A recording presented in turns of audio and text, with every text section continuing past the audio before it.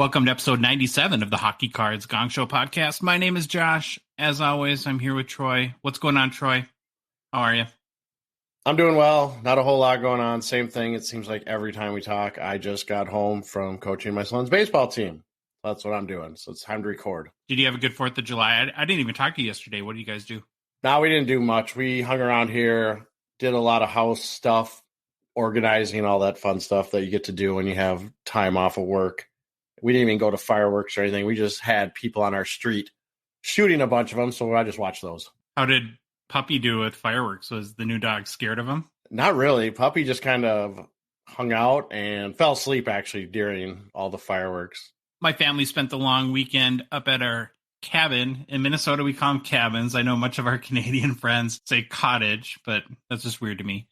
We spent time at our cabin in northern Minnesota. Of course, Minnesota has many, many negative weather stereotypes, Troy, which are unfortunately very true. Mm-hmm. But in saying that, though, there is, in my mind, nothing more magical than the 4th of July at the lake in northern Minnesota. So I feel very blessed to have had that opportunity. Spent a lot of time with family and got home early today. And like you said, back at it, recording the show. Can't wait. Before we get going, though, just a reminder that the Hockey Cards Gongshow podcast is a Patreon podcast. That means we rely on support from listeners like yourself to help us cover our show expenses, continue to produce more and hopefully better hockey card content, and help us fund initiatives to grow the hockey hobby, even in a small way. There's still time. I think there's like 3, 4, 5, something like that, spots left in our out of 99 support level tier, where for $5 a month, you can support our show. You also get exclusive access to the Hockey Cards Gong Show Discord server. Super easy to do, Troy. All you got to do is go to hockeycardsgongshow.com, our website, and click on the Become a Patron link at the top of the page.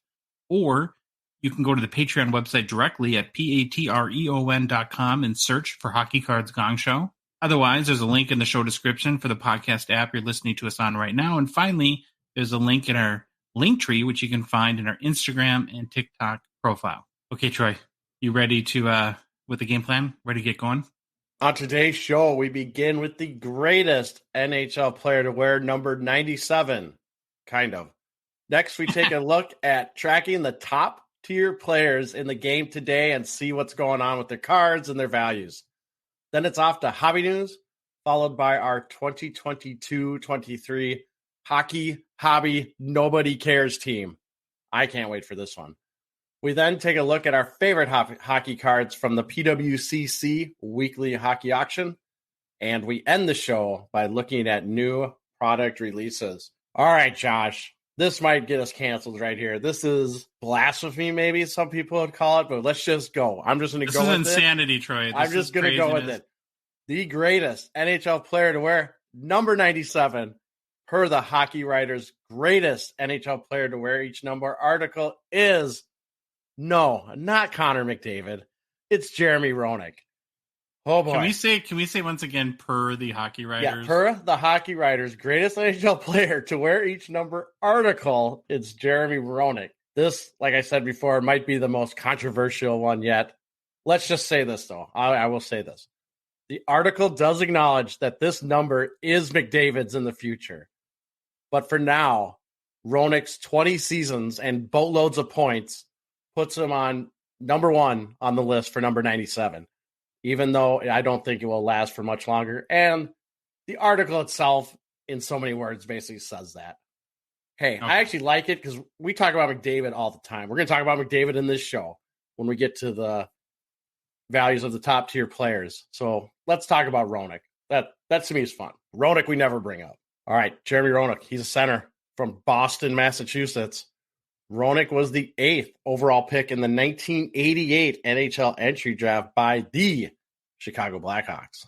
Roenick played in 1,363 regular season games over a 20-season NHL career. Over the course of his career, Roenick played 8 seasons with the Chicago Blackhawks, 6 years with the Phoenix Coyotes, 3 seasons with the Philadelphia Flyers, 1 season with the Kings, and 2 seasons with the San Jose Sharks. For awards and accomplishments, this surprised me. He has no NHL awards. He didn't win anything. I thought he might have won something, but no NHL hardware. He was a 9-time NHL All-Star selection, and he is 3rd all-time in scoring for Team USA at the Men's World Junior Championships behind Zegras and Jordan Schroeder. Thought that could have been a fun fact, I guess, but to me, it was kind of interesting. Over the course of his career in the regular season, Roenick had 513 goals, 703 assists for 1,216 points. He made the playoffs in 17 of his 20 NHL seasons, compiling 53 goals, 69 assists for 122 points in 154 playoff games played. Roenick had 11 seasons of 60-plus points, 7 seasons of 30-plus goals. In fact, he had back-to-back 50-plus goal seasons in 91-92 and 92-93. He also had 3 straight seasons of 100-plus points with Chicago. Best season of his career from a point standpoint was his 92-93 season, which tied his 93-94 season, where he scored 107 points in each season. All right, let's talk a little bit about our boy, Jeremy Roenick, the greatest NHL player to wear number 97. I'm just going to keep saying that just so people get triggered or something and then write us, but no, this will be McDavid's in the future. Roenick was a prolific scorer in the early 90s with the Blackhawks.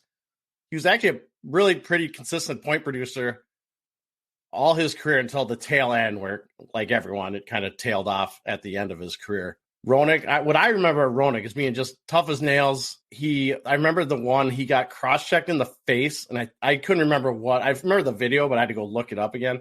He gets cross-checked in the face in the 1989 Cup Finals, broke his front teeth. He goes to the penalty box. He got a minor. The other player got a major. I couldn't remember who the player was. Sits there, bleeds, puts the towel on it, broken teeth, comes out of the box and scores a goal after his minor penalty. To me, that's the stuff that's awesome. That's like legendary status when you do that kind of stuff. He also has suffered a broken jaw in 19 places after being hit in the face with a slap shot. Ouch. Roenick had at least 9 documented concussions, along with a host of other injuries. So definitely his game, or I don't know how you want to put this. I know we sit there and say, oh, he's a gamer, he gets in. I don't know how much you want to say that, though, with all the concussion issues and what we're finding out with players. And did you see the news yesterday? No. About concussions? First woman to ever have CTE was diagnosed. Oh, I saw that. Yeah. So that's Have any hockey players been diagnosed with that yet? I believe so. Some of the ones that, well, that's a good question. I don't know off the top of my head. I know a lot of NFL guys have. Yeah, a lot of NFL guys. But I don't know off the top of my head I think Bugard, they donated his brain to that Massachusetts research. So maybe they got some. But yeah, anyways, Roenick was tough as nails. He played hard. He was power forward. He could score, do a lot of things well. After retiring in 2009, Roenick was a hockey analyst for NBC Sports on their NHL coverage. So we're gonna go tale of two guys here. Roenick was known for always being very gracious to fans and signing autographs. If you read up on him, a lot of stories about how he always stayed around after games for the kids, signed every kid, whatever they asked for, he would sign for it. However, he was also known for speaking his mind and never shying away from giving his thoughts on a topic, which of course led to some controversies during his playing time and after his career was done. I always think of him like Barkley, kind of. He'll just say what's on his mind. But Barkley, I still think Barkley really toes a line where I think Roenick got in a little trouble with some of the stuff he said. So here's what I'm going to put a little short list of what Roenick, I don't know what you want to call it, got in trouble for, got controversies. So in the 2004-2005 lockout, there was people that were saying hockey players are spoiled. And Roenick had a quote where he told everyone that thinks that can kiss his rear end. He used a different word. Sure. He also said USA Hockey blackballed him by leaving him off the 2006 Winter Olympics team. He also stated Chris Chelios was not getting enough playing time in Detroit because Mike Babcock was biased against American players. Then he went back to ripping USA Hockey for taking Chris Drury on the 2010 Winter Olympic roster. I think he actually apologized to Drury after that for that one. He was investigated in Operation Slapshot by the U.S. government for gambling, which also involved Rick Tocchet and Wayne Gretzky's wife, Janet Jones. And I believe, I don't know whatever came out of that, but that was I remember when that story broke. It was kind of very interesting. He also Tocchett's the coach of Vancouver, so not even something too crazy came out of it. Well, yeah, it's crazy, and how it was like Gretzky's wife, and everyone was like, that seems a little scapegoatish, but who knows? I never read about the whole thing in detail. Roenick also got suspended and eventually fired from NBC Sports for making inappropriate comments about his coworkers. I will let you go find those and see what they were. He said some stuff on Spit and Chicklets, and he got in trouble for it. However, Roenick later sued NBC Sports for wrongful termination, stating he was discriminated against for being a straight white man and Donald Trump supporter. I don't know where that lawsuit is. I think it's probably still going on, or maybe they reached a settlement. I couldn't find anything out. But there's the tale of two guys. Great hockey player, speaks his mind, which is, hey, I have no problem with you speaking your mind as long as you live with the consequences that happen. And there's some of the stuff that he's been known for. All right. Fun, interesting facts, Josh. Roenick was the first player in NHL history to wear number 97. Why did Roenick decide to wear number 97? He was actually number 27 during his time with the Blackhawks from 89 to 96. But on August 16th, 1996, Roenick was traded to the Coyotes. And Teppo Numminen already had the number 27. So Roenick decided to go with 97, and the rest is history. Still don't really know why he chose 97, but Roenick was the third American player ever in the NHL to score 500 goals. Here's my favorite one. And I remembered this, so I had to go look it up and watch the scene again. Roenick gained pop culture notoriety when Vince Vaughn referenced him in the 1996 film Swingers. While Vaughn's character plays the hockey video game in the movie, which I think was NHL PA 93, he says to his opponent, it's not so much me as Roenick. He's good. And the way he says it, the timing, it's absolutely perfect because they're arguing about how they're playing the game. And if you remember the scene, they also, I think Vince Vaughn's character goal was to make Gretzky's head bleed. And he unpauses the game while the guy was getting cash to pay for the pizza guy. And he makes Gretzky's head bleed. So it's a great scene. Obviously a very R-rated movie. So no kids go watch that. But that's our fun facts for Mr. Roenick. So I have a couple comments here, Troy. Yep, go for it. First of all, you had me all tied up in knots. For some reason, I don't know why, I never knew that Trevor Zegras was an American. I guess I just assumed, you assume any good hockey player is Canadian at this point. And I'm like, we were talking, I'm looking up on my phone. I'm like, holy crap, he is from America. And then too, I think it's worth at least getting, or I want to get your input on the fact that, okay, so I'm looking right here now. Roenick is one of 46 players to have scored 500 goals. I knew you were going to ask this. And only one of 5 of those 46 will not be in the Hall of Fame. So do you think that it's because his personality or something like that? Or with 1,200 points and 500 goals, it's wild to me he's not in the Hall of Fame. Yeah, it's probably going to be some of that personality stuff. But then I heard a really good discussion. I think it was on The Athletic. I don't know their podcast. I can't remember what they were specifically talking about. But it's like, you know what? There has to be a line somewhere. And just some guys aren't going to get in that had really good careers. Or else are we going to just say if you score 500 goals or more, you're automatically in? Is that how we want to do it? Or there'll be guys that won't make it in. So sure. I get it. I just think he's on that bottom cusp. Maybe he gets there at some point through a Veterans Committee vote.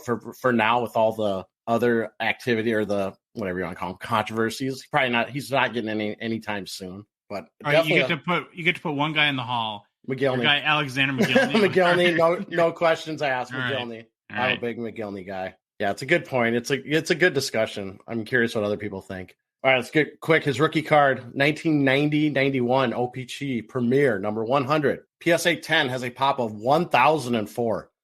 Gem rate of 45%.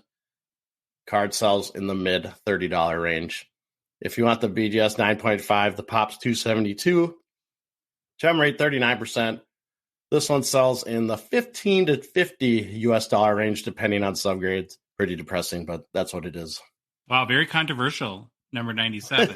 Now, are we going to continue the controversy next week? I'm assuming Connor Bedard will be the greatest NHL player to wear the number 98. I think I looked it up, and it's some guy like Bedard just needs to have like a couple good years, and I think he gets 98 if I remember right. Sure I could be way off of it forgetting someone. All right, we'll look forward to that next week. Okay, our next segment is actually based on a suggestion from a listener, so it's kind of cool and love when people suggest different topics for the show, whether it be messaging us directly on social media or through the Hockey Cards Gongshow Discord server, where we have a channel there to suggest show topics. So one of the things that I think this listener was asking is, sort of looking for a state of the union maybe, or what's going on with the top tier of the hockey hobby. And when we think of top tier, there's really 4 players that we put into that very upper echelon. It's Connor McDavid, Alexander Ovechkin, Sidney Crosby, and Auston Matthews. I don't know. I actually don't think I don't think that is very controversial. I don't know who else you would add to that. I mean, you got a guy in there that can't even get the greatest player to wear his number. Yeah. So we're going to have McDavid in this list. That's true. Yes. That is true. These are the 4 top guys, and I think it's pretty unanimous when people think about that just over the past, 5 to 10 years. So we thought we'd do a breakdown for these guys and really look at over the past year what's happened to their card market, and wanted to use the year so it's apples to apples. A lot of the other reviews we've been doing have been based on the season. But if we started looking at McDavid's values at really the peak of the market prior to the season to now where we're nearing the bottom of the market, it wouldn't be a real fair comparison. So basically last July 1st through July 1st of this year. We often mention too, in our opinion, that the current 3 most important cards for each player are the Young Guns, Future Watch Auto, and Cup RPA. So we're going to start with those cards and then sprinkle in some other market notes and key cards or statistics in for each guy and see how the market has really gone for the last year for each of these guys, and if there's any trends that we can notice overall when looking at them. So we'll start with, I guess, the second greatest player to wear the number 97, Connor McDavid. There we go. Or is he the third? Would Kaprizov at this rate finish ahead of him? I don't know. Probably not. Okay, McDavid is a 2015 Young Gun, of course. His PSA 10 pop 2,597, has a 51% gem rate. Last sold for $3,100 US on June 29th. The PSA 10 pop in this card in the past year, Troy, has grown by 274, or about 11% of its total. Does that surprise you at all that there's still 300 PSA 10s added per year? Yeah, that does kind of surprise me. But yeah, what percentage of those do you think are crossover from like BGS 9.5? I would say a lot. I don't think there's a lot of people with raw McDavid Young Guns sitting in shoe boxes at this point that are gemming out. Yeah, I think you're right. So $3,100 is the current value. A year ago, it was $2,750. So it's up about 13% in the past 12 months. I guess good for the McDavid market there. All-time high, though, Troy, $6,332 by eBay from October 2021. So it is currently down about 51% from its all-time high. Let's move on to his Future Watch Auto, which, of course, was from 2015 SP Authentic. That's out of $999. And we're going to look at the BGS 9.5 because for a lot of these Future Watch Autos, the BGS 9.5 has the highest pop count, which means the most frequent sales. So a year ago, this was selling for $12,204 US, and the last sale was for $12,270 US on May 4th. So relatively flat, up a couple $100 over the past year. That's for the BGS 9.5. If you look at the BGS 9, it was selling for about $57.50 a year ago, and last sold for $68.28 US. So up about 19%. Going back to the BGS 9.5 again for a second. It's crazy to me that a card that's serial numbered out of $999 sells for $12,000. That's pretty wild and shows you the popularity of the Future Watch Auto. All-time high for the BGS 9 was $8,100 US set this past April. So Future Watch Auto appears to be up a little bit too. Then looking at his Cup RPA out of 99, the BGS 9 has the highest pop of any at 44. And honestly, Troy, these cards sell so infrequently, it's really hard to get a great gauge, especially over a year. There's only been 2 sales in the past year. Last August, it sold for $56,400 US, and then again in November for $72,000 US. All-time high, though, for BGS 9 is $120,000 US in April 2022, so it's down quite a bit from that. One thing to note, too, on all of these Cup RPA out of $999, even at the same grade, what I think a lot of like the high-end collectors would tell you is that so much depends on the individual card itself. When you said the Cup RPA, you're talking about the 99, right? Not 999. Oh, yeah, the 99. Okay, gotcha. Yeah, just sure. High-end collectors will tell you that so much depends on the individual card itself, and particularly the patch. So not all these cards, even at the same grade, are created equal. If one card could have a superior patch in the eyes of most collectors and go for significantly more than the same graded card with a weaker patch. Some general facts and figures on McDavid over the past year. it was last July 23rd, so just about a year ago now, when his Cup RPA out of 99 PSA 10 sold for $228,000 via Heritage Auctions. It was the biggest McDavid sale to date and still is, and one of the biggest hockey card sales of all time, really. In the past year, Troy, he's had 5 sales greater than $100,000 US dollars, 36 sales for more than $20,000 US dollars, and 1,904 sales for more than $1,000 per the Card Ladder sales history. Almost 2,000 sales in a year for more than $1,000. That's pretty insane. But it seems like the general McDavid market is pretty strong, and I think it's for what you would expect given the year he had. Any general comments or observations that no, it makes this makes total sense that how his market is still continuing to be very strong after the season he had. I mean, all we did was talk about the guy, and there was a little hype. Like maybe this is the year they can make a cup run. Didn't pan out that way, but still, with the year he had, and was it 153 points? I think this year. I think his market is warranted where it's at right now. He had such a good year that as a hockey card content producer who does 2 shows a week, we even felt like there's a little bit of McDavid fatigue. It's like, how do you talk about this guy again? What else do you say at this point? He's amazing, awesome, can't be stopped. And I think with him too, it's everything that drives his value is going to be on ice. I don't think there's nothing off ice that's going to. His personality is what he is, and maybe we blame them NHL for not marketing him, but maybe he's a really hard guy to market. I've seen enough interviews and recently a lot of stuff coming on and video. That's who he is. And I don't know if they can really market him anymore, but yeah, maybe that's kind of my take. But yeah, he's definitely market is warranted. Great season. Just needs to get that cup run and get a cup. Mm-hmm. Well, put a pin in that. Okay. David and a cup. All right. I want to come back to that in a second. So we're going to look at the next guy, Sidney Crosby. So Crosby, of course, is a 2005 Young Gun. His PSA 10 pop 983, last sold for $3,000 US on July 4th. The PSA 10 pop has increased by 94 or 10% in the past year. That has to all be, I would assume at this point, crossovers from BGS too. Yeah, I wonder how many. I should look this up. Was it CGC, CSG? I can never remember what the one is. The black and yellow. The PGC, one that just, I can never remember what name they are, but we always hear, and I think there's a lot more people saying this lately, how they're really tough graders, super tough graders. And they're a good one to take a shot at crossing over if you can find one. I don't think that their pops are high in it. Yeah, that's what I don't think so either. That's might be 1 or 2. Yeah, I need to look at their pop reports, but I always hear that about them, that they're a really good one if you can find it to maybe try to cross them over. But anyways. Back to Sid. So it's PSA 10, last sold for $3,000. Value of this card is up about 7% in the past 12 months. All-time high, again, $63.03 US dollars set in March 22, so about less than half of its all-time high.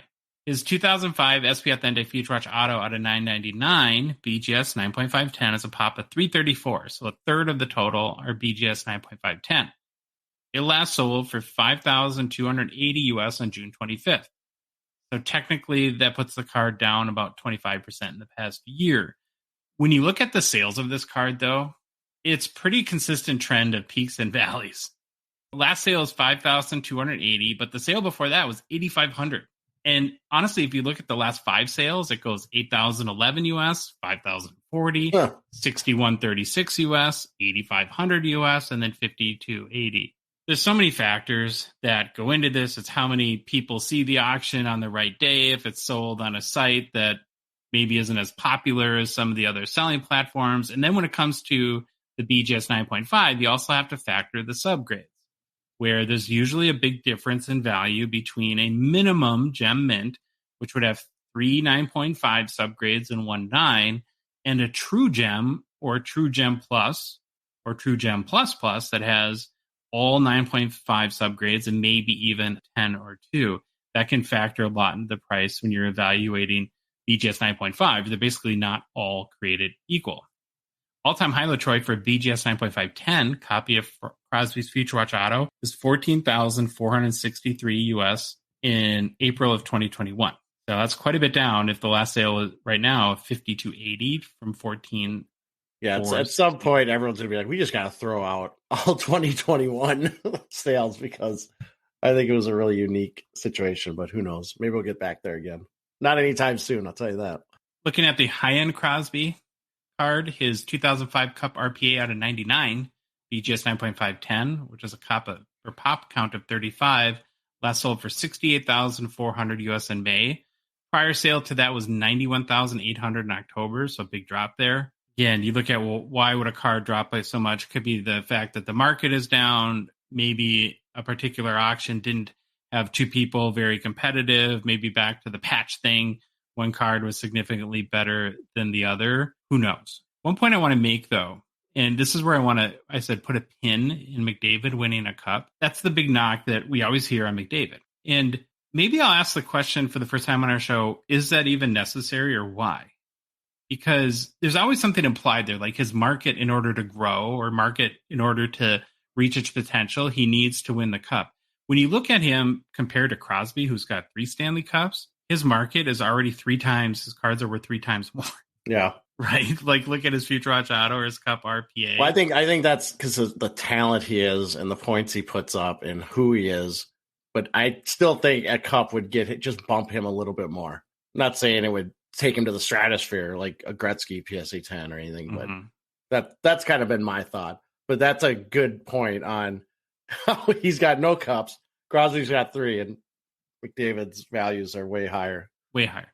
Biggest sale in the past year is the $91,800 US paid for his Cup RPA 99 with the BGS 910 in October. There's been 5 Crosby sales greater than 50,000 US, 14 sales more than 20,000 US, and 524 sales more than $1,000 in the past year. I'd say the Crosby market is reasonably healthy. There's been some drops in his Future Watch Auto, which we'll get back to in a minute, but healthier than maybe I thought it would be. You got an opinion on Crosby and kind of where the market's at for him? Yeah, I think I'm with you. I always talk about this. Like, Crosby's the one guy that keeps kind of surprising me just by his play. I always think he's going to be washed up, done, but then he puts up a 93-point season to me, it was out of nowhere, but he's a great player. Doesn't surprise me. He's got a big market. Pittsburgh's obviously a team that has a big following, I think, for the Penguins. All of Canada. Yep, and he likes to go out and beat Team USA a lot. So he's got the whole Canadian market cheering for him. So it doesn't surprise me. I think it's about where I might expect it to be. Okay, the next guy is Alexander Ovechkin. This one I'm curious about. This one I'm really curious about. His 2005 Young Gun PSA 10 popped 1,146. Last sold for $4,761 US on July 2nd. In the past year, the PSA 10 pop has increased by 116, or about 10%. Collectors like to compare Crosby and Ovechkin because, well, they're both awesome players and their rookie years are the same year. Ovechkin's PSA 10 is currently worth 59% more than Crosby's. And the Ovechkin pop count for his PSA 10 is also 163 higher. A year ago, Ovi's Young Guns were selling for around $5,040 US, so it's down about 5.5%. All-time high sale for this card was in June 12th, 2022 in the PWCC Weekly Auction, Troy, when it went for $9,300, a base Young Guns. Wow. Sold for $9,300 a year ago. Crazy. Just nuts to think about. Switching over to Ovi's 2005 Future Watch Auto out of $999. We're going to look at the BGS 9.510 again, which has a pop of 250.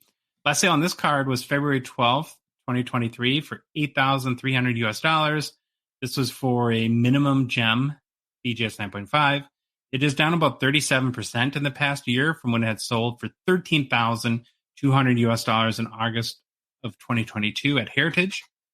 That was a min gem card as well, so a little more apples to apples comparison there. All-time high for Future Watch Auto BGS 9.510 was $19,601 US from April of 2022. So way down since then.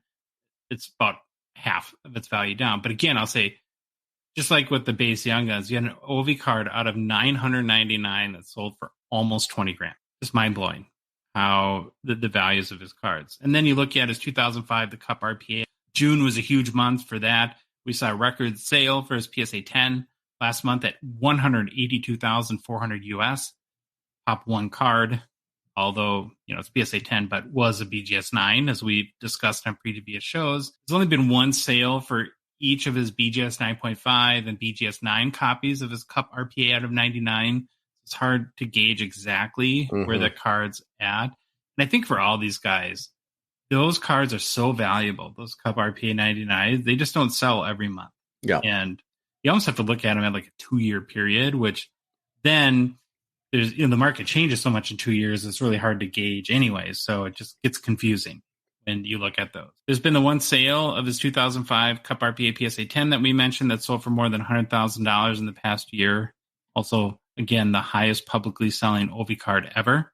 He has had 8 sales in the past year of more than 50,000 and 933 sales of more than $1,000. So fairly close to Crosby, but definitely in the past year with the chase for Gretzky's goal mark, Ovi has passed Crosby, which I know has a lot of people bent out of shape. Well, it is what it is, and if he keeps producing goals, it's going to keep, I think, keep getting a jump until it. Well, I don't know. The record, I don't know how much it's baked in.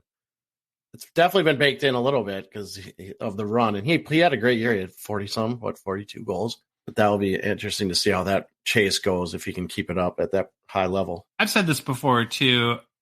I think this year I'm predicting could be a little tough-ish for the Crosby market, given I think their team's going to stink. I don't see any way they make the playoffs. And because he doesn't have that massive milestone like Ovechkin has to chase, what's going to really keep him in the headline? Yeah. And again, he's getting older, so it's reasonable that his production could decrease a little bit. I guess that's what you'd expect, where Ovechkin's going to probably be on a crappy team too, but if he can produce goals, then he's going to be much more relevant in the short term. Last guy we wanted to look at is Auston Matthews. His 2016. Can I guess on him? I didn't look at any of your stuff. My guess is he's going to be down. That's my guess. His 2016 Young Gun PSA 10 popped 3,036 with a 71% gem rate, last sold for $850. Wow. The PSA 10 pop count has increased by 576 in the past 12 months, a healthy 24% increase in the past year.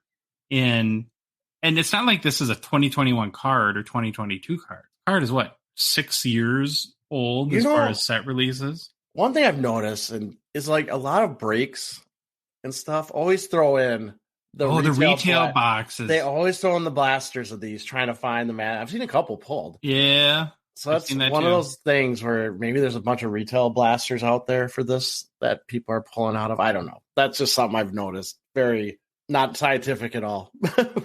So we mentioned current values, $850 US. A year ago today, it was selling for $1,475. That's down 42% in the past year. All-time high, too, was just this past September.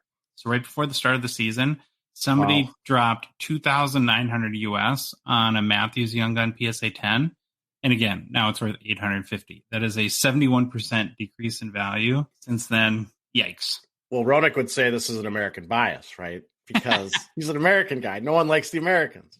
All right, let's look at his Future Watch Auto out of $999, again from 2016, SP Authentic.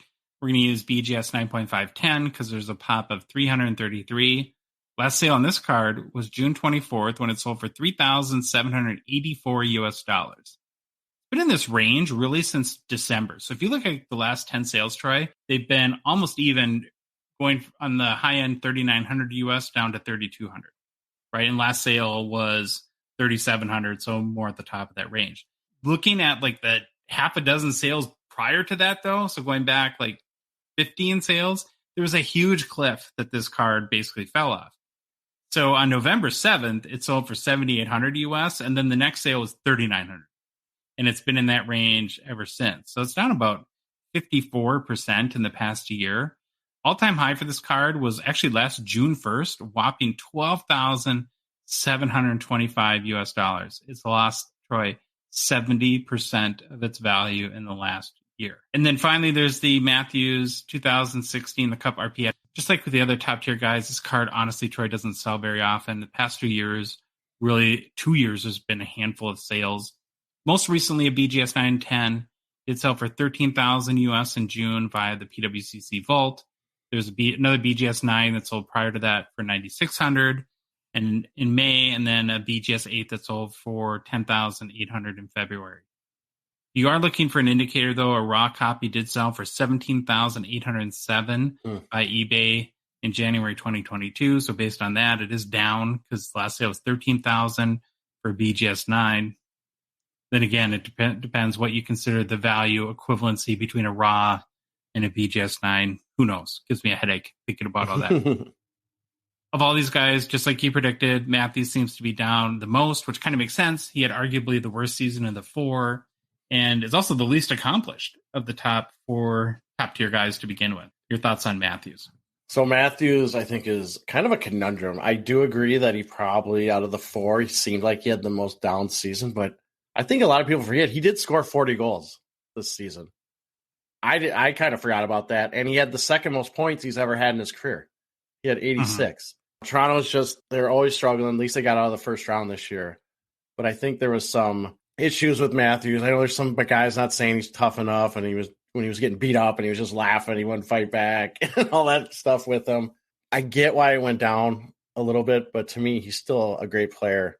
However, I think if he slumps the beginning of this year, these things might nosedive, which would be very interesting to see. I'm in the camp that believes he was more hurt than maybe was let on last year. So I'm more confident that he'll, if he stays healthy, have a better season.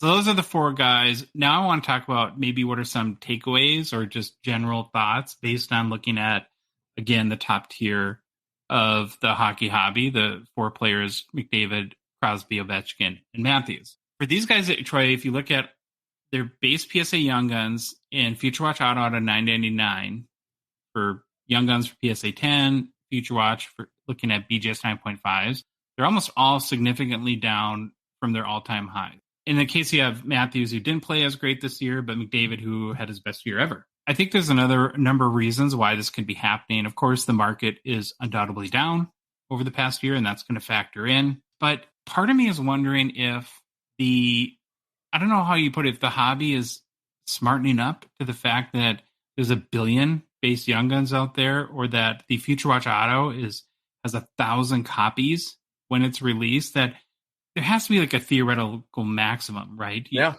Is a McDavid ever going to be worth $50,000 when there's 1,000 copies? To me, that just seems like it's not gonna happen. And maybe it's that collector preferences are shifting a bit, because all these cards have been down and we've been seeing it, but we're also seeing almost on a daily basis, like OPG Platinum values. Seismic golds. Just throw out seismic golds. We'll see. Yeah. We see those all the time. You see them all the time. Big record sales. Yeah. Seismic golds, red prisms, all of them. And there's other cards too that I think have been very strong, where maybe part of it is, like I said, collector preferences are shifting a little bit. And we've talked before too, that while we say that the Young Guns, Future Watch Auto, and Cup RP at a 99 are the 3 most important cards, that it does not mean that will forever be the case. And collector preferences have changed in the past. So I think that's something to look out for. And I know that as, like, personally, how I view collecting, I'm really gun shy of base Young Guns now. Yes. After looking at this data for a year. And I'm a little worried. I don't know if I would be wanting to set new market highs on Future Watch Autos, even though I really like them at record prices. I would much rather buy like a Future Watch Auto Black, which I know is a super short print, and there's not going to be 1 million of these for sale all the time. Yeah, and I'm of the ilk of the blacks, or I like the inscribed too, even though those are still out of $9.99, right? But it's the first 50 copies usually that are inscribed, which to me at least has a little more built-in scarcity. But you got to remember, not everyone knows that. Go ahead and message us if you guys have any thoughts on these top tier guys and what might be happening in their markets. Love to get your feedback. Okay, Troy, I need to make a quick mention for Gongshow partner and sponsor Slab Sharks. Thank you to them for supporting our show and the hockey hobby. Their current weekly auction ends tonight, as it does every Thursday night. So be sure to head to slabsharks.com for a link to the auction and to place your bids before it's too late. If you do happen to miss the auction, though, no worries. Once the current weekly auction ends, the next begins. And Slab Sharks always has awesome hockey cards in their weekly auction. If you're a Canadian hockey card collector and are thinking about moving some cards for cash, we would strongly recommend Slab Sharks eBay consignment services. Troy, they make it super easy to sell your cards by eBay, and they're very popular weekly auctions because basically they do all the work for you. From taking great photos, listing your cards, answering buyer questions, hunting down payment, and shipping the cards out to buyers in both Canada and the US. Your cards also get a lot of potential buyers looking at them as they're included in Slabshark's very popular weekly auction, or it seems to get bigger every single week. So head to slabsharks.com again to get complete information on their consignment services and to get started listing your cards in the next Slabsharks auction. Not a lot of hobby news, but a few things wanted to touch on this week. Boy, I couldn't believe when I saw that Tyler Bertuzzi signed a one-year deal with the Maple Leafs. Not so much that he went to the Maple Leafs, but man, heading into free agency, Troy, it seemed like there was so much buzz about just given his aggressive, feisty, energetic play style, and he's very skilled at that too. A lot of times those guys are not very skilled, and that's how they compensate for their lack of skill, that he would be one of the top free agent targets for a contending team. And I'm just wondering if he's needs to fire his agents at this point. No, I did do some research because you mentioned that. You said 1 year only, and I didn't have a good answer. And it seems like he was offered longer terms with other teams, but not for this much money. So I think his play is, let's get the most money I can for this year. I have confidence in myself. I'm going to have a huge year, which will put me into like a really big contract next time, maybe with Toronto, maybe with someone else. That seems what the prevailing thought is. But yeah, you're taking a risk definitely by signing for a short term of 1 year. Statistically, he didn't have a great year last year. He only played 50 games between Detroit and Boston, had 8 goals, 22 assists for 30 points. But man, I think a great pickup for the Maple Leafs. Yeah. And speaking of feisty, they also signed Max Domi to a 1-year deal as well. Boy, it sure looks like their plan is to get more physical and maybe meaner this year. And with Reeves too, right? Yeah. So they have Revo, Bertuzzi, and Domi. I don't think they're going to get punked as much by Florida next year if they meet in the playoffs or even during the regular season. So I just thought that was interesting. And then looking at the top remaining free agents. So as the time we're recording, these guys are not yet signed, Troy. Big names. Patrick Kane, Jonathan Taves, Vladimir Tarasenko, Patrice Bergeron, David Krejci, and Matt Dumba. I guess he's the best. I guess. It doesn't really fit in that one of these names is not like the others, but I like Matt Dumba. But Dumba's the one to me that I'm surprised he hasn't signed yet. I figured a lot of teams would probably, or maybe he is talking to a lot of teams and trying to figure it out. The other guys, all of them obviously are older, might be playing in their, I don't know how old everyone is on that list, but playing in their final contracts probably and trying to get the most they can out of it. But yeah, it'll be interesting. I think teams are going to be very gun shy. You just see all the buyouts that happen. You don't want to, these teams just are smart. They're really smart now about their money, and they don't want to get locked in long-term on something that might be great for 2 years, and then those final 4 years are just brutal. When you look at Kane, Taves, Tarasenko, Bergeron, and Krejci, especially, I kind of consider those, how much do I have left in the tank guys? Yep. And I think Kane's performance a little bit in New York, and Tarasenko too, did not help their free agent market. Well, they were pretty average. Yeah, and to me, Bergeron would be a great locker room guy.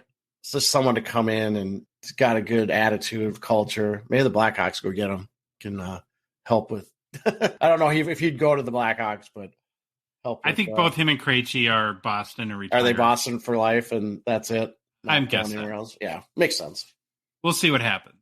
Okay, got to mention this story. You had send me a text to this listing while in progress. So we've mentioned before that almost right away, like day 1 or day 2 of the 2021 OPG Platinum release, that the Cole Caufield Rookie Auto Golden Treasures 101 had been pulled. And originally they had listed it on eBay, buy it now for like 200,000, then went down to like 80,000. And we had mentioned at the time that a local card shop here in Minnesota at least had the card. I don't know whether they opened it in a break and then acquired it from the person that had the spot or what the circumstance was.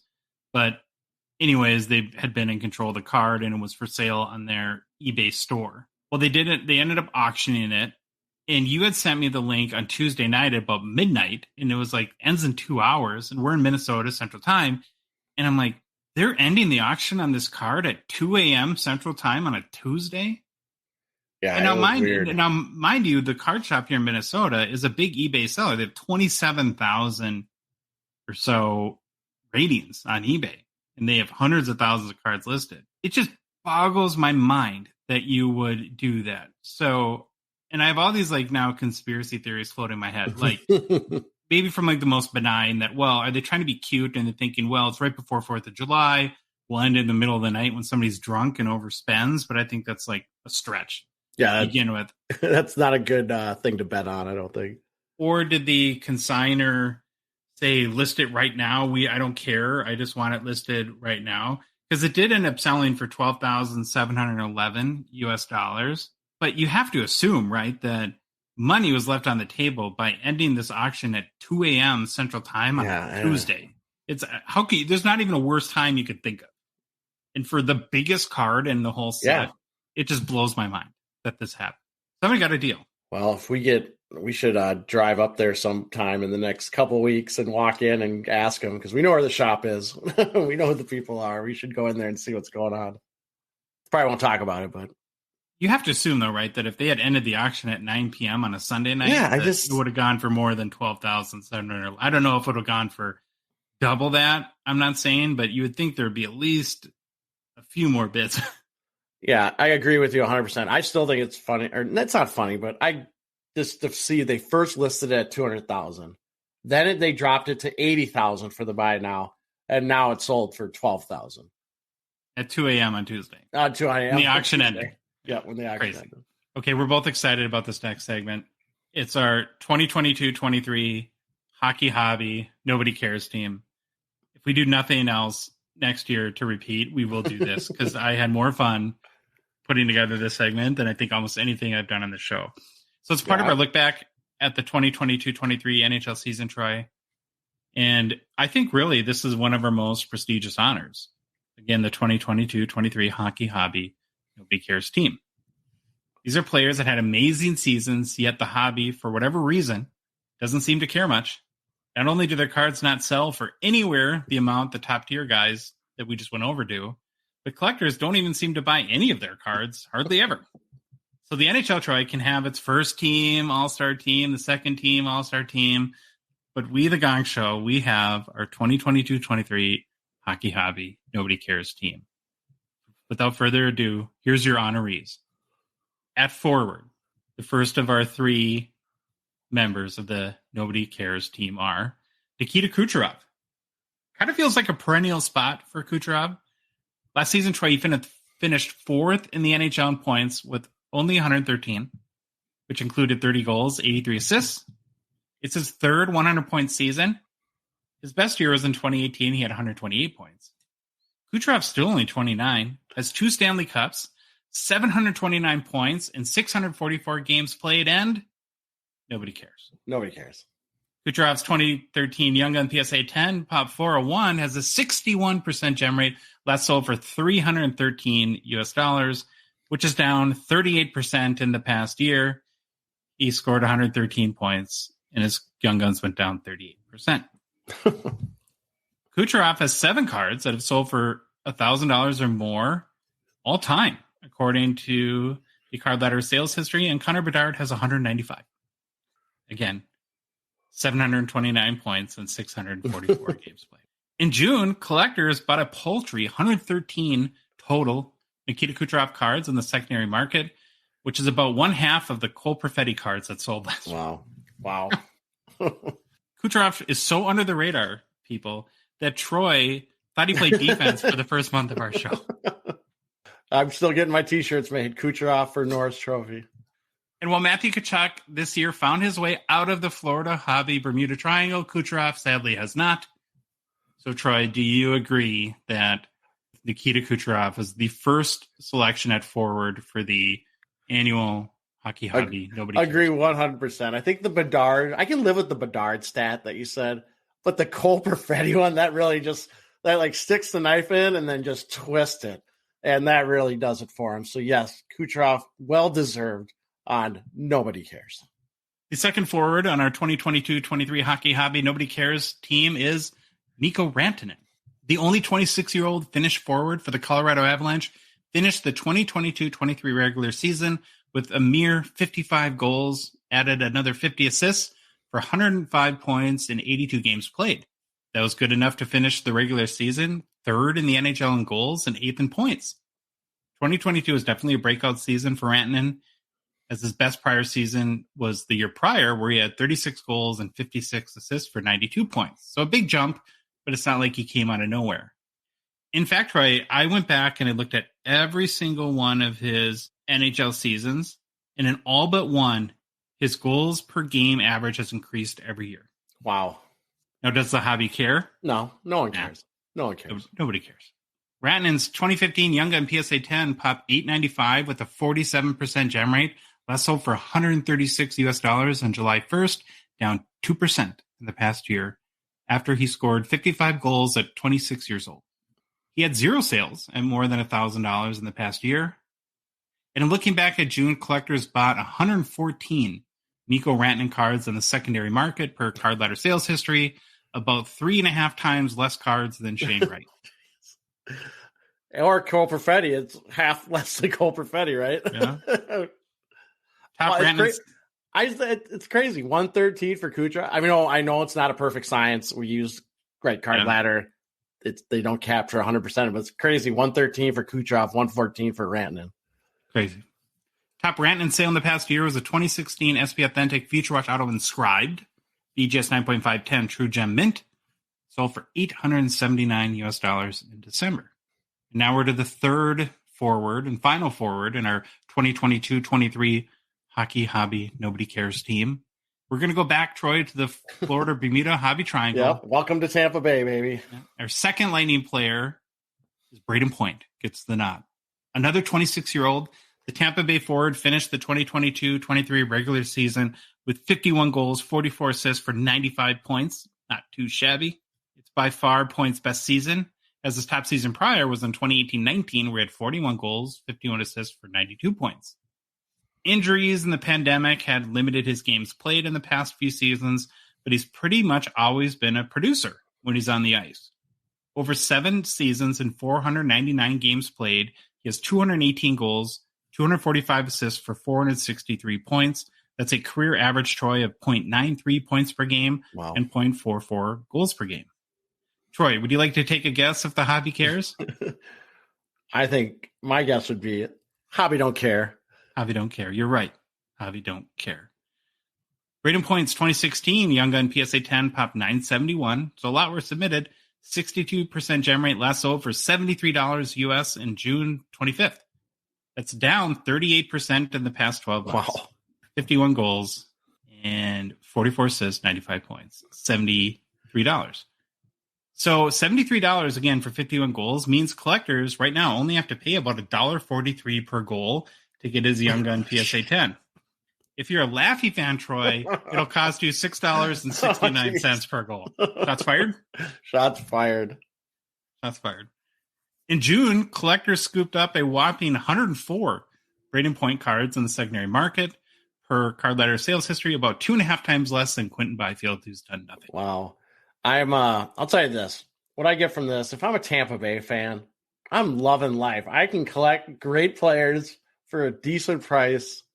You throw Stamkos in there, he's still on that cusp of kind of hobby don't care at times. There are some times it seems the hobby does care about him, but he just hit 500 goals. You have great players for Tampa Bay.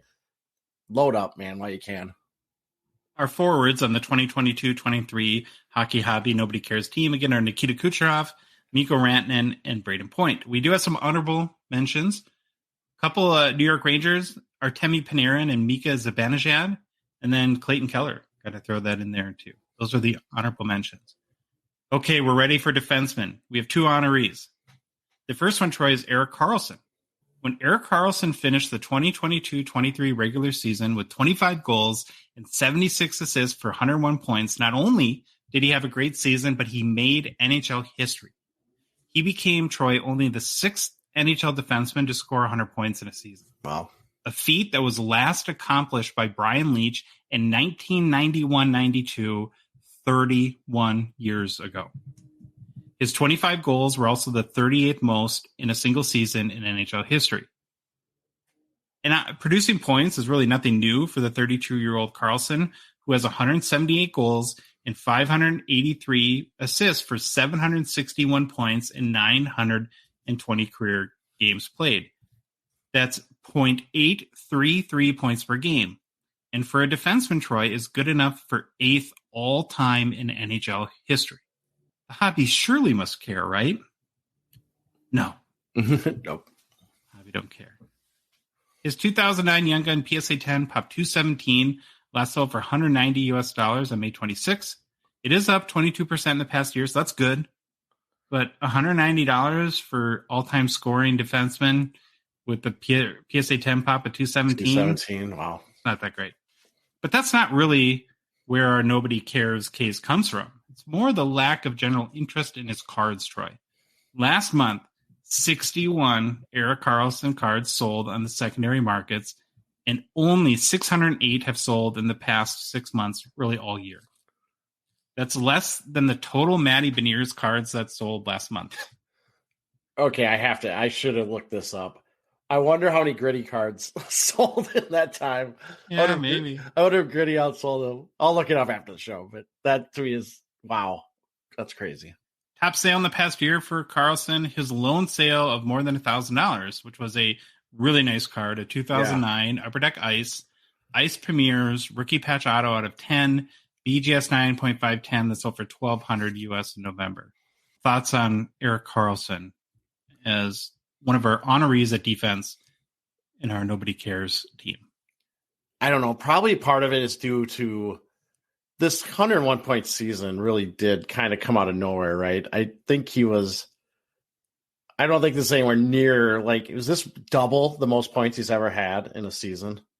I'm just looking at it. No, he's had 82, 78. Remember, Troy, when you look at points per game, he's the 8th most in defense in NHL history. So it's actually, now you say 100-point season comes out of nowhere because it hadn't been done by anybody in 30 years. I was just looking at his last 5 was like 35 points, 22 points, 40 points, 45 points. Now, he didn't play a full season, and well, the pandemic's in there too, but maybe that's why. Plus, you'll hear people, I don't think this affects his card value one bit, but you'll hear the haters say his defensive metrics or his defensive analytics are just horrible. Sure. Like they're saying, don't even have him on the ice as a defense, just make him a forward. But in theory, the hobby doesn't care about defense anyway. So exactly. Perfect. It shouldn't matter. It should maybe enhance his value to some degree. Okay, the second defensive honoree in our 2022-23 Hockey Hobby Nobody Cares team is your guy, Troy, Josh Morrissey. Yeah, this one I don't even care about him. So this one I agree with 100%. He's one of those guys. To me, it's like the Troy Bermuda Triangle. If you're in Winnipeg, you're in my Bermuda Triangle. That's like your Shifleys, Morrissey. They just, I know we have Winnipeg your PLDs. Fans. Yeah, they just. Dubois. Maybe it's gonna get mad because they come down here to the Wild games and they take over the Excel Energy Center, and they have the greatest fans, and the energy is fantastic. But holy cow, Winnipeg people! They always to me are like my personal Bermuda Triangle, where I don't know anything about them and I don't care a lot about them. Well, let's dig into Morrissey and see if maybe the hobby should care. Second best season points-wise in the NHL in 2022-23, putting up 16 goals, 60 assists for 76 points for your Winnipeg Jets, Troy. Just gave them a whole bunch of love there. Definitely a breakout season for the 26-year-old. His 76 points last season were more than double than he had recorded in any prior season. Does this mean we need to add Morrissey then to the list of breakout hobby stars from last season to go along with Jason Robertson, Tage Thompson, and Matthew Tkachuk? Probably not. No. His 2016 Young Gun PSA 10 Pop 101 with the 53% gem rate last sold for $43 on June 23rd, which I guess is up 11% in the past year. So that's good, but only 12 sales. Your second highest point producer in defense had 12 sales of his Young Gun PSA 10 in 1 year. Last month, Troy, a total of 42 Josh Morrissey cards were sold on the secondary markets, which is less than half of Joe Veleno. And if you're asking who's Joe Veleno, then there's my point entirely. So, sorry, Joe. Top sale for a Josh Morrissey card in the past year is $553 for 2016 SP Authentic Future Watch Auto Black 9.510 that sold in April. So our two defensemen in our 2022-23 Hockey Hobby Nobody Cares team, again, are Erik Karlsson and Josh Morrissey. Honorable mention is everyone not named Cale McCarr. True.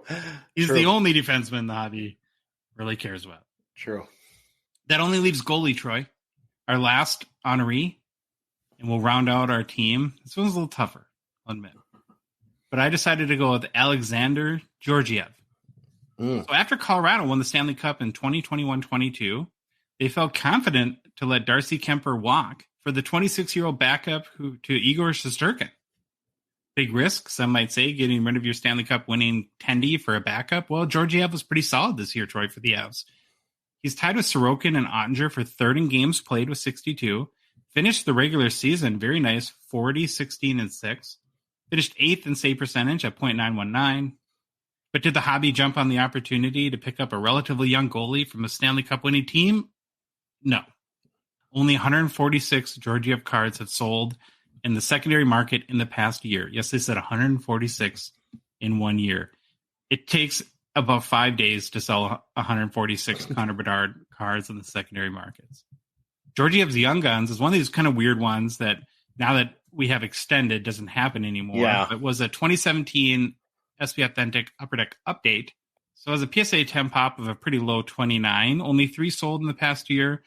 The last time being in April for $155 US. Top sale in the past 12 months, $435 US for a Young Gun High Gloss out of 10 raw, which sold last July. My honorable mention was UC Saros. Could have gone with him just as easy, but there you go, Troy. Our 2022-23 Hockey Hobby Nobody Cares team is Nikita Kucherov, Mikko Rantanen, Braden Point, Erik Karlsson, Josh Morrissey, and Alexander Georgiev. Yeah, Georgiev's a good one because everyone's going to be like, it's a team in front of him. Colorado's got great D. He's a benefactor of that. Can't wait to do it next year. We'll see if any of these players make it off the list. You don't want to be a repeat winner of the Hobby Nobody Cares award. The one that really gets me is Rantanen. 55 goals, 26 years old, on a great team. I get the hobby can only really have 1 star per team, not really even 2 with the whole Draisaitl thing, let alone 3. And if you have McKinnon, Makar, and Rantanen, but man, Rantanen. And again, I go back to, with the exception of one, go back and look at, for 7 years, almost, he increased his goal per game average every single year. Just crazy. Okay, time for our PWCC hockey review we do each week. PWCC is a Gongshow partner and sponsor. We'd like to thank them for sponsoring our show. The current PWCC auction, of course, is live. There's 172 hockey cards in this week's auction. So head over to pwccmarketplace.com. Check them out. Place your bids. As we always do on Thursday's show, Troy and I have picked out our favorite vintage and modern cards. It's a great opportunity for us to learn about these players and, in many cases, what makes some of these cards special. So here's our favorites for the week. We're going to start on the vintage side. I had the first pick, and I went with a 1911 C55 Art Ross PSA 4.5. Troy, this has a PWCC A IPO rating, so meaning it's in the top 5%. Card has a PSA pop of 4 with 51 grade higher. So it's one of these, you get these half grades. They tend to have a lot lower pops. Yeah. Art Ross is, of course, the namesake of the Art Ross Trophy, which is awarded annually to the NHL player that leads the league in points at the end of the regular season. This award was first presented in the 1947-48 NHL season. We talked about Ross before, but give a real quick refresher. He was a player from 1902 through the 1917-18 season. That last season in 1917-18, ironically, was the only one in the NHL for the Montreal Wanderers, who were in the NHL precursor. Well, their precursor was the National Hockey Association. He played 3 games in that final season for Montreal and scored 1 goal and did not record an assist. So that means, Troy, the guy who the NHL trophy for most points in a season is named after technically had 1 career NHL point. Yeah. Kind of funny. Now, in the NHA, he had 56 goals, 16 assists for 72 points in 131 games played. Also interesting about the guy the Art Ross Trophy is named after, played defense during his NHL playing career. Right? We almost, always. The points leader is typically a forward. In fact, he was one of the first defenders to skate the puck up the ice versus immediately pass it to a forward. Ross was inducted to the Hall of Fame as a player in 1949, but after his playing career, he became the first coach and GM of the Boston Bruins in 1924. He also designed the modern hockey puck that has slightly beveled edges for greater control that is still used today. The card itself is, I think, awesome. It's a C55 design, which most know has the hockey sticks on both the right and left side that kind of form an arch at the top of the card with the blades of the stick. Very well centered. Coloring looks pretty good. Corners are a little rounded like you'd expect for a card that's, 113 years old, something like that. And at the bottom, I think there's a little bit of red staining around the corners, but nothing too distracting. Ross has his Montreal Wanderers sweater with a big W in it. What you also notice about the sweater is that the W is inside of an outline of what looks to be the modern NHL crest, which is very cool. Last sale on a 1911 C55 Art Ross PSA 4.5 was $815 from the PWCC Weekly in February 2020, which was also the all-time high. You got the current bid on this, Troy? Well, you're going to set an all-time high. We're at $850. Very nice. Really cool card. Okay, you got the next one? I do. Our next card. I also stuck with a 1911 C55, but I went with Riley Hearn, PSA 5. So again, I'm like Josh. I just copied him and did a C55 card. But again, it was a guy's name that kind of piqued my interest. Plus, I found out he was a goalie. So I have to do goalies. I think that's my new thing. I'm just looking for goalies now all the time in these cards and people I haven't heard of. So let's learn a little more about William Milton Riley Hearn. Can I speak up for a second? Yeah. One thing you would never know in any of these C55s that is a goalie. Who a goalie is, because they look exactly like everybody else. True. Photos do. That's a great point. All right, before I go actually into Hearn, let's look at the card itself. It's a PSA 5. Card has all the normal things we kind of expect when you see a PSA 5 grade on a C55. Cards off, center, left to right, and top to bottom, with the top to bottom centering being a lot worse than the left to right centering. Corners, like Josh said with his card, definitely show that wear for a card that's over 100 years old, but it's nothing horrible, nothing that distracts from the card. I didn't see any creases on the card. Color looks really nice. Printing on the card looks nice as well. Both the front and the back actually look really nice. The back, when I looked at that image on the PWCC site, it actually looks really, really nice and clean. It's a really nice looking card besides that top to bottom centering. That's the only drawback for me when looking at this card. All right. So the card itself, but then I need to learn about Riley Hearn because he's a goalie. And like Josh said, you would never guess he's a goalie from looking at the picture. But let's learn quickly about him. Hall of Famer, began his professional career playing 2 seasons with the Pittsburgh Keystones of the Western Pennsylvania Hockey League during the 1901-02 season. Then played 3 seasons with the Portage Lakes Hockey Club of the International Professional Hockey League. Ended his career playing 5 seasons with Josh's favorite team, the Montreal Wanderers, where he won 3 Stanley Cups. For his professional career, Hearn's regular season stats were 46 wins, 15 losses, goals against average of 4.55 in 61 games played. So the card has a pop of 24 in the PSA 5 grade. Most recent sale I could find was $350 on September 4th of 2022 via eBay and verified in Terapeak. I did find a PSA 6 that sold for $624.04 USD on June 29th of 2023 via ebay.ca. Right now, the current bid on this card, Josh, is $145 US. At some point, we have to start buying these cards. I know. Well, when we do our preview, I always like, oh, that looks like a great price. But then I'll go and watch the auction, and like you and Jeremy do your show, and I just see the price keep going up, up, up, up, and I'm like, oh, it's out of my range now. But some of these like are really good deals, and this card, like I said, if you can live with the top to bottom centering, it looks fantastic. All right, last card in vintage that we want to highlight is a 1983 OPC Wayne Gretzky PSA 10 Pop 124 that has a 5.2% gem rate. Wayne Gretzky, Troy, ever heard of him? I have heard of the man. I heard his wife was investigated for gambling. Yeah.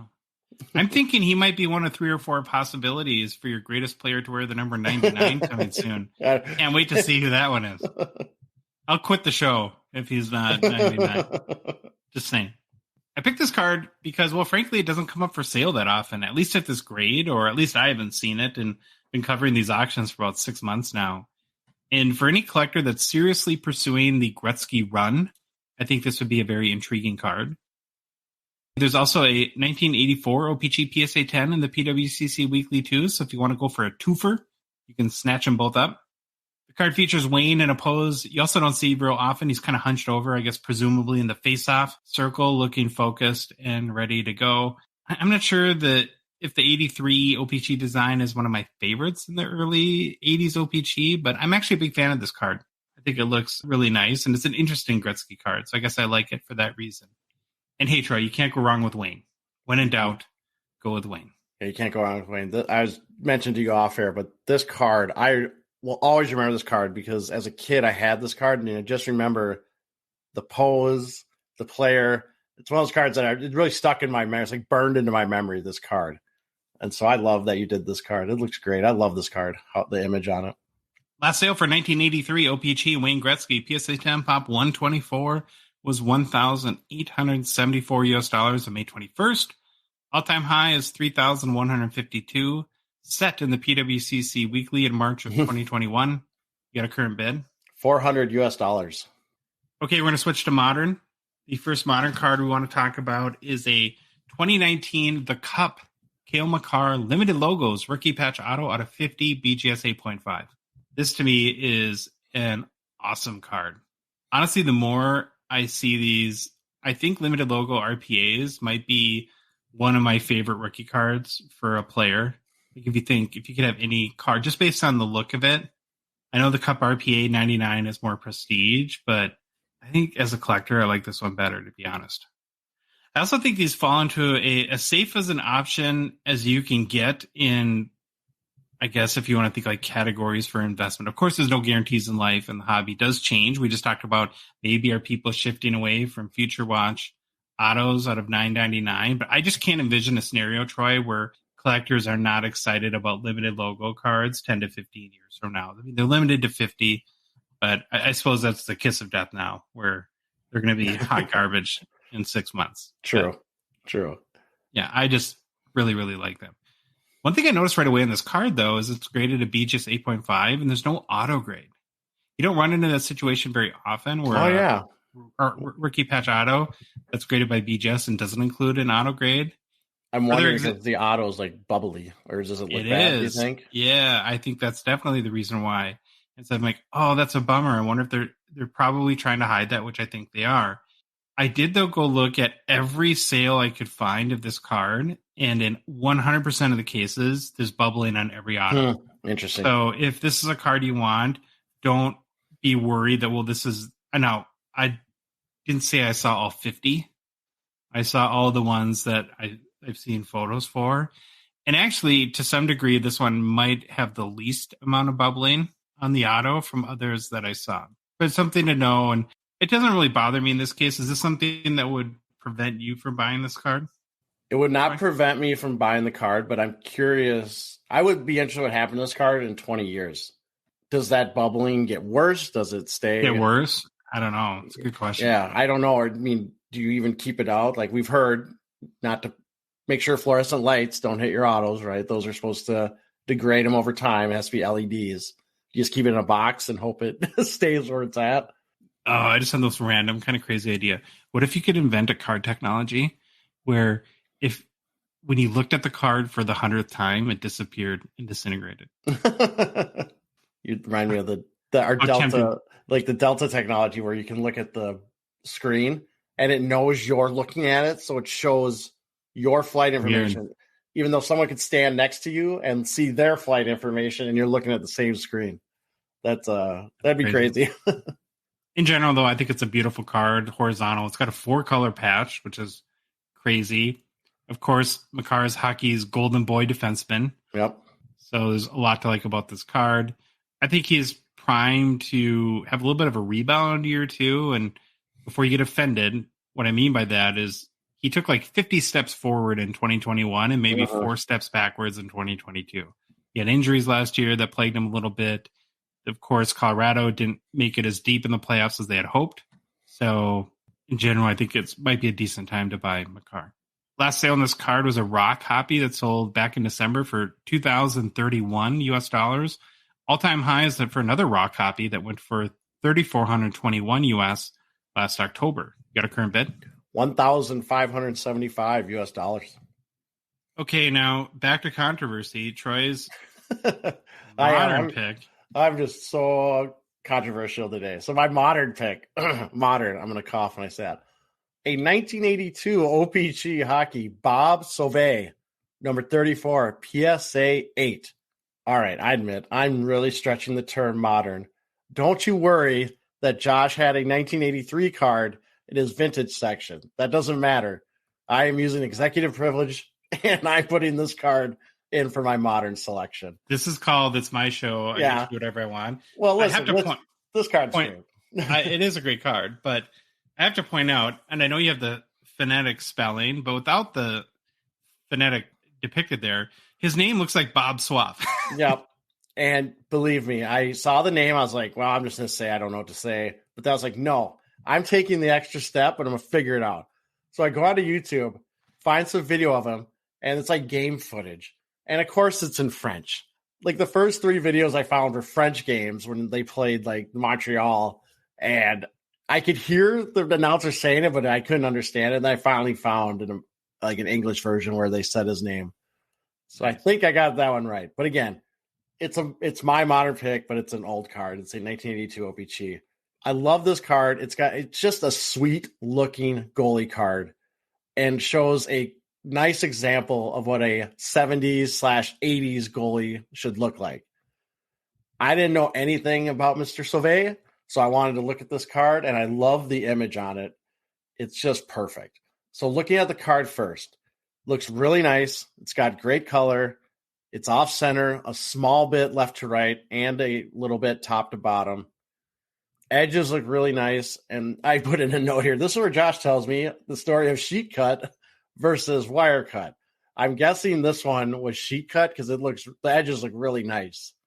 But I don't think PSA grades sheet cut cards. Oh, that's it? So they don't. So maybe it is. Maybe it's a wire cut and it just looks really nice because the bottom of it does look a little frayed, like you would expect to see from those wire cuts. But yeah, the thing about the wires is that when the wires were brand new and sharp, they looked like a sheet cut. It's as the wires got dull. They frayed. Holy crap, did I just drop hockey knowledge on you? Boom. I like it. So yeah, if PSA graded, it shouldn't be a sheet cut. The more you know. The picture itself is just fantastic. He's got old school goalie equipment on. He's got the big Yofa helmet. He's got the Titan goalie stick. I just love this look. It's my absolute favorite.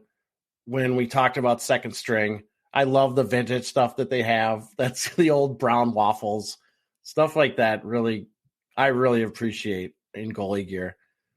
Okay, sorry, I have to do a tangent. Sorry, really go quickly. For it. So you mentioned Second String, Gongshow partner and sponsor. Love them. They make wallets out of used NHL goalie equipment that are literally amazing. You have to go to secondstringleather.com and check them out. But did you see their teaser on Instagram today, Troy? Yes, I saw it. I know I'm going to be in line with 1,000 other people probably trying to figure out how to get those if that's truly what it was. It's a Jake Otten. They tweeted out or Instagram posted a picture of Jake Ottinger. And I don't think it said anything, right? The caption, or maybe had like a little fire thing or something. I don't think they said, I'm assuming it's their next drop, but that's just me. I have no inside knowledge. We don't know. They get a little secretive about their drops. Yep. And a picture of Jake Ottinger is, man, I'm not a genius, but I can put 2 and 2 together. And Troy, this is right up your alley. So if I got this wallet, would I go sit outside his parents' house right down the road and where we're at and be like, hey, can you have your son autograph this, please? Or he lives there in the summer. Maybe I'll just run into him while he's there. Have him put some of his money in it. That would be great. Yeah, okay, sure. But digression over. Later this summer, the new collection for Second String launches. Be there. All right. Yeah, again, Bob Sauvé. Great looking card. Great looking goalie picture. And just a little bit about Mr. Sauvé. I like calling him that. One-time Vezina winner. One-time William Jennings winner. Played 13 seasons in the NHL. His regular season record, 182 wins, 154 losses, 54 ties, 8 shutouts, 3.49 goals against average, .875 save percentage in 420 games played. If you remember Mr. Tom Barrasso, who was a pretty good goalie, he credited Bob Sauvé as a mentor and always pushing him to get better as they were teammates on Buffalo. After hockey, Sauvé went into being a player agent and represented such players as Patrick Waugh, Vincent Lecavalier, Jocelyn Thibault, Pierre Turgeon, Vincent Damphousse, and Simone Gagne. So a pretty good clientele base there. This PSA 8 card has a pop of 10. I could not find any PSA 8 sales, but a PSA 10 of this card sold on March 13th of this year for $71.69 US. So we'll use that as our baseline. This probably ain't going to break the bank. Current bid, $6 US. Big money. Big money. Great looking card, though. If you're a goalie collector, you have to have this. This card just looks awesome. Okay, last card we're going to feature in our modern section.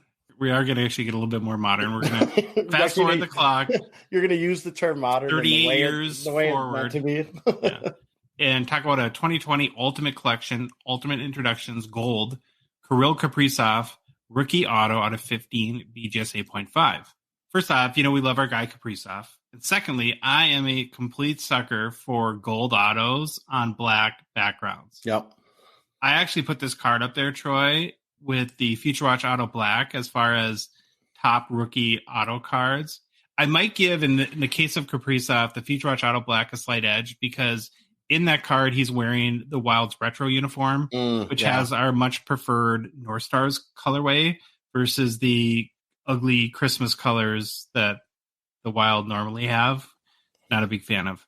And we talk about being selective or more selective in today's market in our segment where we reviewed the hobby's top tier guys. And I think this is a card for Kaprizov that kind of fits that mold and really separates itself from most options.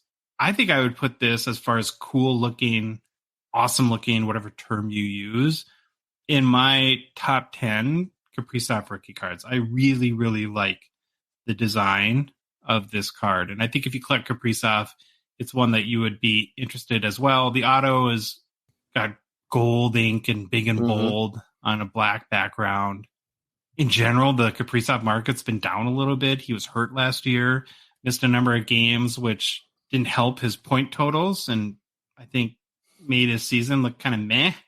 Plus, his team didn't do him any favors or help him out much. So if you're believing Kaprizov, it's probably a good time to buy. His prices are going to be down a little bit.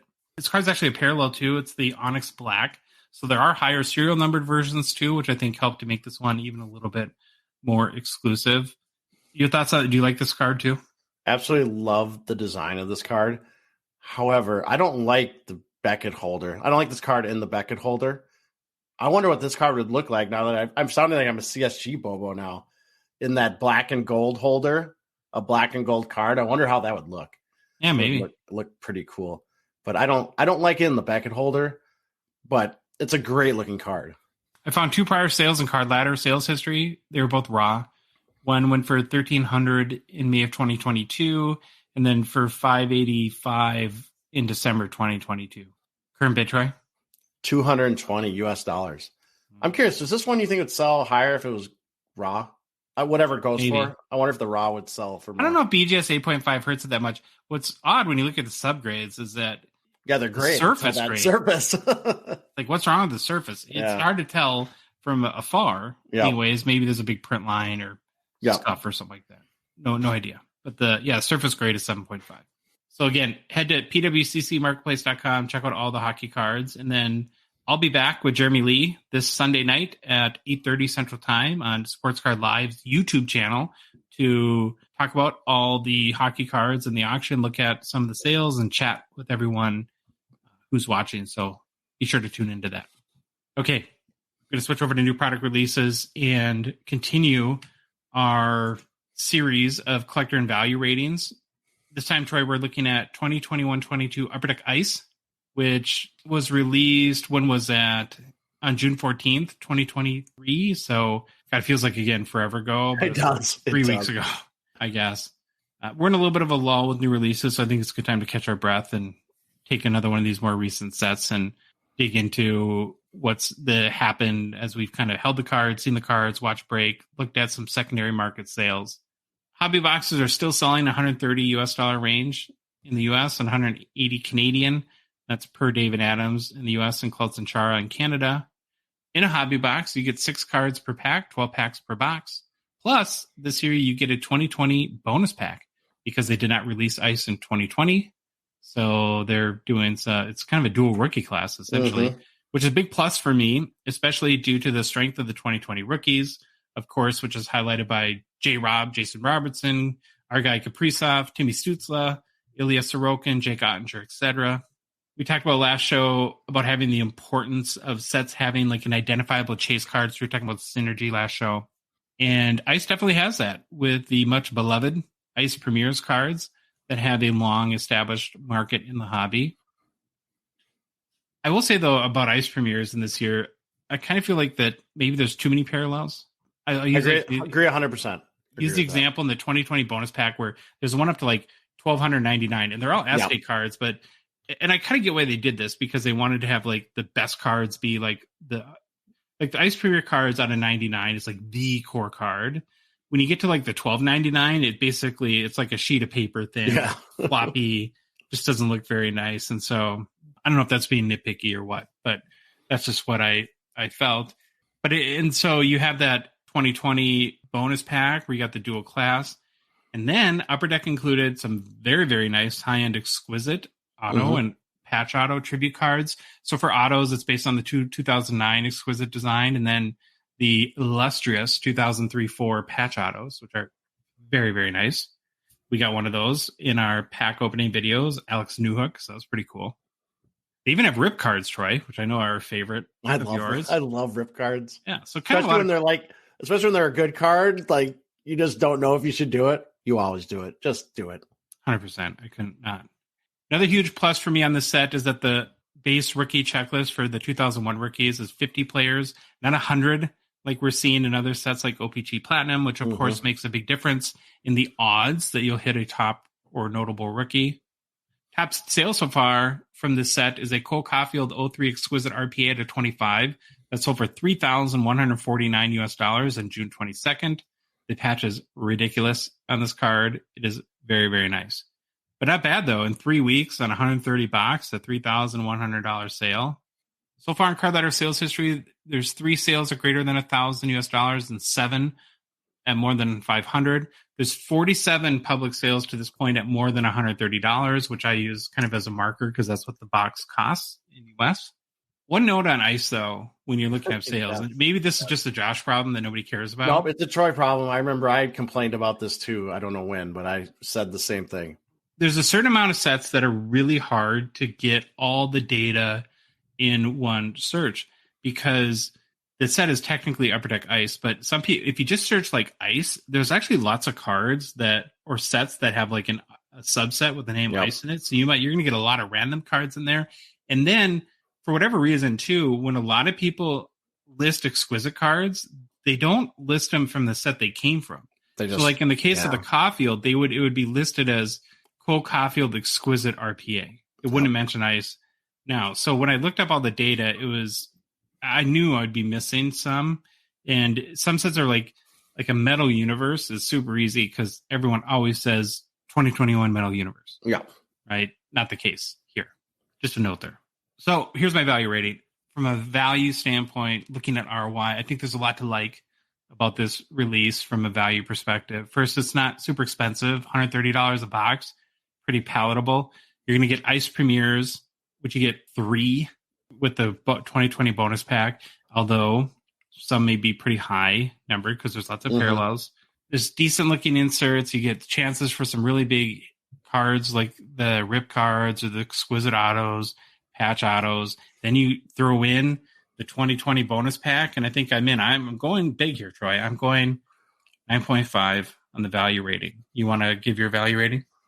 Yeah, I'm going to give my thoughts on ice. I kind of went in opposite direction. I didn't buy any personal boxes, and it just didn't excite me. You hate the logo. I still hate the logo, and that's such a petty thing, but I don't know why. It just bugs me. I like that it's dual rookie class, and they didn't just skip out on 2020, 21 because they canceled it. So I'm glad that's in there. Obviously, the Exquisites look great. Ice Premiers, we agree, are kind of the card, but I think they are very watered down in this set compared to previous versions. I like the variety, but now here is where I'm like, I like the variety, but I think there's way too many parallels. Yeah. That's just the feeling I got. And when I watched a lot of breaks too, I don't think the parallels had a lot of pizzazz or excitement around them. It was just like, oh, great, here's one out of $12.99. Oh, great, here's a nice Premier red. I just want the Ice Premier, the regular one. That's kind of the sense I got. And it kind of was the sense to me too. I thought it was a little bit watered down on that. Do love the on-card autos. I'm becoming a real on-card auto snob as I go on my collecting journey. Because I sit there and think about how they get the card and they sign it. It has just a little more, I don't know, history to it rather than signing a bunch of stickers on a sheet. So that's one thing I'm learning about myself. I hate that there's not a guaranteed auto per box, which it was in the past, I believe. Yeah. You go back, there was guaranteed auto. So I don't like that. Definitely there was some QC issues that we've seen. Nothing new. All companies have it.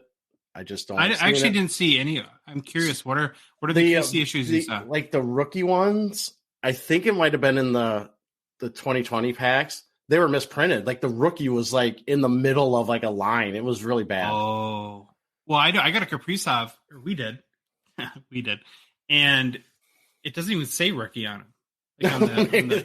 Like that's one of the. But it is. Again, I will say this again. We like to harp on quality control. It happens everywhere. I have some wrestling cards I bought that were garbage from 2023 Panini. So it happens. At the end of the day, in a band, you would play the harp. Yeah, I would play the harp. Well, I'm just saying, at the end of the day, I didn't buy any personal boxes of the product because it just didn't excite me. So I gave it from a value rank. I gave it a 6, and that's just me. I didn't see the value in buying a box. Hey Troy, it's your show. If you want to say 1982 is modern, you can. If you want to give Ice a 6 value rating, go for it. That's what I say. Okay, I'm going to move on to my collector rating.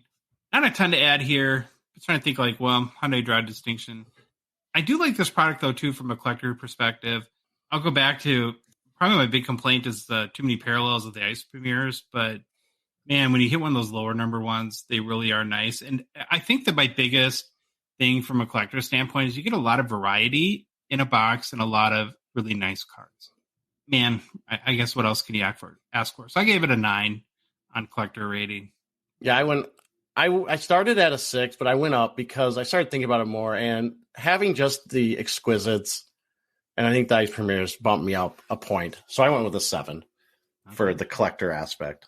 Still haven't seen anything from Upper Deck as far as what can be next. I'm hoping it's Credentials or Parker's Champions. Cannot wait for that. But I was on vacation too, so I wasn't looking real hard. But we'll definitely break down the next Trek list that comes out. But again, I think Upper Deck was a little bit of a holiday lull, which actually was good because I think we needed to catch our breath. Yeah, a little bit. So, all right, that is our show for Thursday. If you like the episode, please leave a rating and review on Apple, Spotify, whatever podcast app you listen to us on. If you love the show, would like to support us, want to chat with us daily on the Hockey Cards Gongshow Discord server, please consider a $5 a month donation. Join our out of 99 support level tier on Patreon.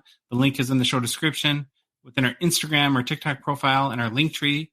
It's on our website. There's a link there at hockeycardsgongshow.com, or you can go to Patreon's website at patreon.com and search for Hockey Cards Gong Show. If you're not following us on social media, we're on Instagram, Facebook, TikTok, Twitter, and YouTube. And Troy, the Hockey Cards Gong Show podcast is a production of Dollar Box Ventures LLC. Have an amazing July weekend, everyone, and we will chat with you on Monday.